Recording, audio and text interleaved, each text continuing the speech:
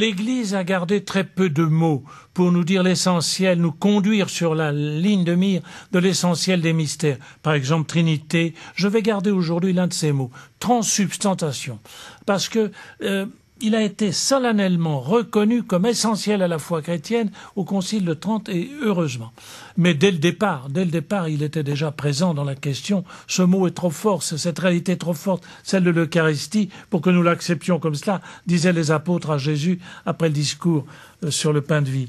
Alors, je ne vais pas y aller par 36 manières, je prends le mot transsubstantiation. Il est très facile et nous l'utilisons constamment. Ça veut dire que nous visons ce qui maintient les qualités de quelqu'un, ce qui leur permet d'exister. C'est le support. Le meilleur mot que nous pourrions dire, c'est le support où, quand il s'agit d'un être humain, d'un être pensant, la personne. La personne, on ne la voit pas, c'est pas un petit bout, c'est pas un 5e doigt ou un 6e doigt que l'on aurait en trop. Non, c'est ce qui permet à toute la personne, à tous les attributs de la personne de fonctionner. Le pain va continuer à nourrir, mais c'est la personne de Jésus.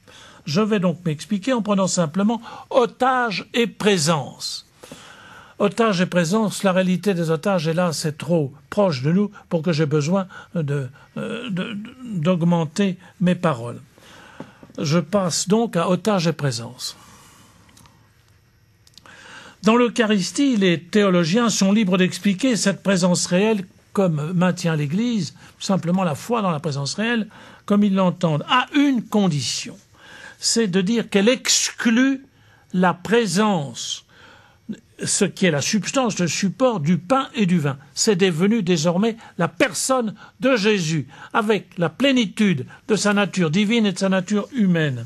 Alors approfondissons cet exemple en pensant aux otages. Moi, ça m'a illuminé ma compréhension de l'Eucharistie. Souvenez-vous, les épouses des otages, il y avait on peut déceler comme 5 à 7 présences, escaliers de présences différentes. Vous vous souvenez certainement de la descente d'avion quand on attendait, après plus de 500 jours, les otages du Liban. D'abord, il y a les nouvelles, les on-dit, qui circulent entre ambassades, entre services secrets, entre journalistes. C'est un certain type de présence. C'est quand on dit « Ah, il doit être vivant, il est vivant, on croit qu'il est vivant ». Deuxième étage, il y a une lettre. Tout d'un coup, ceux qui ont capté, qui maintiennent prisonniers les otages, envoient une lettre. Et alors, on reconnaît l'écriture. C'est bien son écriture. Puis, troisième type de présence, une photo. Ils envoient une photo à une ambassade quelconque, et on le passe à la télévision, et constatation de tous ceux qui connaissent les otages, ah, qu'est-ce qu'il a maigri, puis il n'a pas pu se raser, ça le change complètement. Puis, quatrième, une vidéo. Après la photo, vous vous souvenez, on avait vu une vidéo où on sentait très bien que les otages étaient contraints par ceux qui les maintenaient prisonniers, mais c'était vivant, c'était bien eux, donc ils étaient vivants. Puis, nouvelle étape, il y avait une dépêche arrivait dans les chancelleries, ils vont être libérés. C'était extraordinaire. Puis enfin, confirmation de cette dépêche et annonce du jour où devait arriver l'avion. Et enfin, l'arrivée de l'avion. Et je me souviens très bien de ce moment que vous avez tous en mémoire, où on voyait Joël Kaufmann attendre son mari, et il n'était que 2, il n'était pas 3, comme on l'avait annoncé. Et tout d'un coup, il y avait la joie, l'espèce de présence, alors là, réelle, la présence réelle.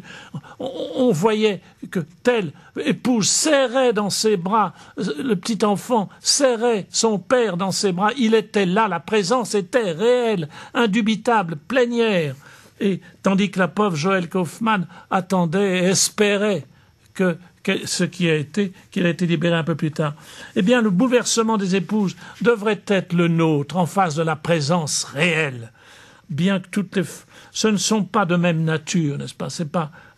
Ces présences ne sont pas de même nature. Il y a une différence formidable entre le moment où on peut serrer, embrasser celui qu'on aime et vivre de lui, regarder ses yeux, les retrouver, et puis la simple photo du début.